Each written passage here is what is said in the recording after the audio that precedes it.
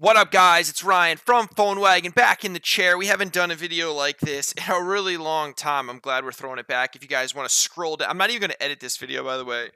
Uh, and I just wanted to update everyone on some things we got going on. So if you want to scroll down, we used to do videos like this every single day, unedited, just me talking and giving you guys like an update on what we have going on. The one thing I do want to talk about today is payback period. So what I've been doing recently is looking at all of our metrics and the sales that are coming from different channels. And for instance, with outbound sales, just to give you guys an overview of for instance, like what happened last month. So just outbound sales from last month brought in about $750 in MRR. And just through cost to acquire that salesperson's expenses, it was like call it $5,500, right? And so on a gross margin basis, you basically would take 85% of the 5,500 in cost. I'm sorry, 85% of the $700 in MRR, and so let's say 7 times 8. Let's say it's like 560, and it cost us, call it 5,500 to acquire that, and then you just divide the two, and that's the payback period. So it's about a 10-month payback period for outbound sales, with, by the way, a ramping, sales rep and limited training and stuff like that. Like you'll do that all day. I was actually reading an article from Tom Tongs today from Redpoint Ventures. He's like the godfather of SaaS, and he has all this data and everything.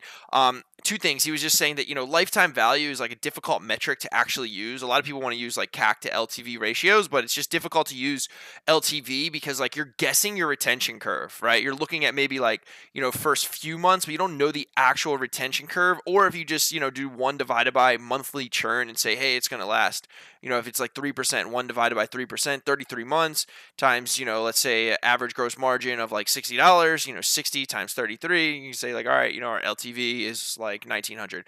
It's just not really accurate, right? Because you're kind of like punting and you're thinking about that. But if you do it more on like payback period and you just kind of use a payback period months as like a gut check, like, hey, if I can acquire a customer for this amount of money and get it paid back within, call it 6 months, it's like you'll do that all day. Scale that, scale that, scale that. So, that's one thing that we're going to actually do right now is we're actually going to start scaling, the outbound stuff. Because before I was like, let's hold off on it.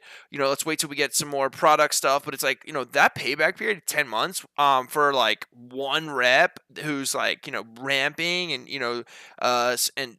sales cycles are actually longer than I originally anticipated. So we're going to scale it up in addition to, driving more like inbound leads and doing this whole like inbound thing. But just the point of, focusing on payback period, I think is like a really good gut check metrics to do. It's like, and again, you want to isolate your, your sales. Like you don't want to do blended, right? Because you don't want to say like, oh, we had, 50 sales last month. But if a lot of the, if some of those are coming from, referrals, and some of them are coming from, just organics, or just like that's not stuff that you can just like throw gas on the fire. That's not really repeatable necessarily. Like you can do things to try to increase that, but it's not something that is like a process that predictably you can repeat. So payback period, but really isolate the actual sales that are coming from that particular payback period. Like we look at payback period of different, channels, right? So for instance, our outbound channel, our inbound channel from like, for instance, AdWords or Facebook, but you only want to look at the leads and the actual customers that are coming directly from them. And I'm not talking view throughs.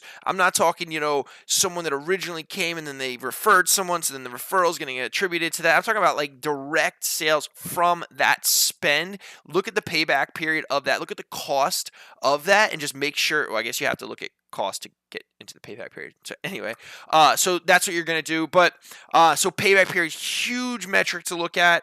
If it's looking good, boom, see how, boom, try to scale it. But the thing is, you don't want to just like, throw, for instance, like with outbound, throw like 20 reps on it, because then it's like, if it doesn't scale, you want to like test the elasticity of that as it starts to grow. Like as you add 2, 3, 4 reps, like boom, are they going? If they are, whoop, add another 2, whoop, add another 2. And by the way, to get 2, especially to ramp and stuff, probably gonna have to hire 3, 4.